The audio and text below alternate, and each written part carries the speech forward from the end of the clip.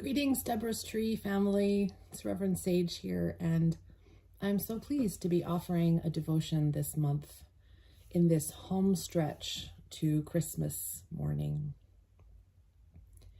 Christmas is a season of embodiment.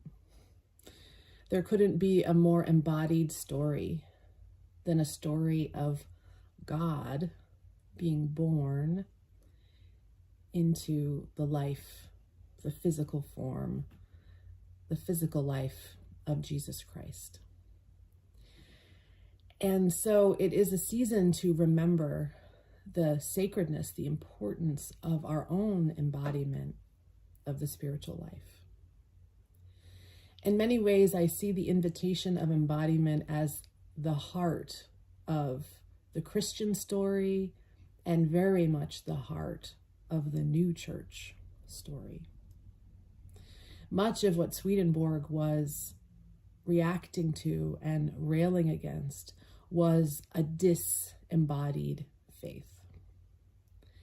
A faith that focused on appearances, the creeds that we spoke or affirmed, or the practices that we engaged in, the rituals we participated in.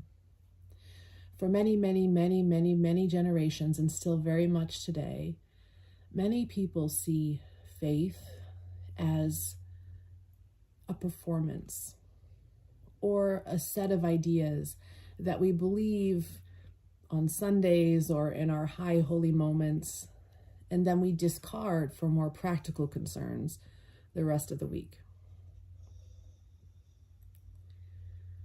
I would encourage you to consider that during this Christmas holiday and all the time, faith is much more than that. That true faith is embodied in our physical form and embodied in every single moment of our lives. The moments that feel perfect and put together, and the moments that feel disheveled and frightening.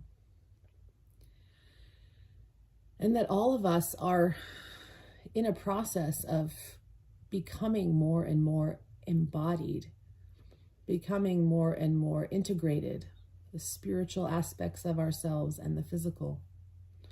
So we too, just like Christ was born in Bethlehem, we too are being born. We're being spiritually reborn, regenerated all the time. And this process is an embodied one. It is not something we control or manage. It's not something that we deem to occur because we understand it perfectly, but it's a process that we allow as we learn to stay with ourselves and choose to treat our lives and the lives of the people around us as sacred, as deeply, powerfully, beautifully sacred. This world will contradict that belief. This world will often draw us in many directions that can make us feel discombobulated and make it hard to really rest in the sacredness of ourselves and each other. But I would encourage you to consider that the only reason that's true is because we've been doing it for a very long time. We've been prioritizing external appearances over internal realities. We've been prioritizing the big occasion, the Christmas morning, over the steady rhythms of life day to day. We've been prioritizing getting to church and having everything tied up and perfect and looking well over the continual spirituality of living, eating, sleeping, caring, being present to each other.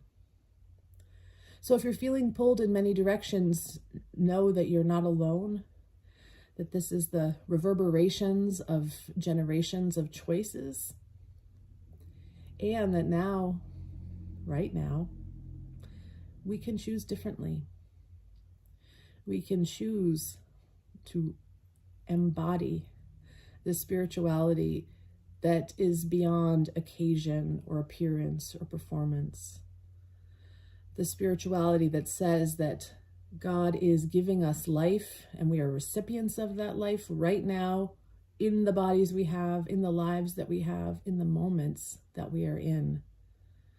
We can stop projecting those moments or seeking to look for a better one, but instead settle in, become conscious and aware of what is around you and within you. Love and treasure what you find. And when there is harm or hurt or ill feelings or violence, anything that you would not prefer, become even curious about that.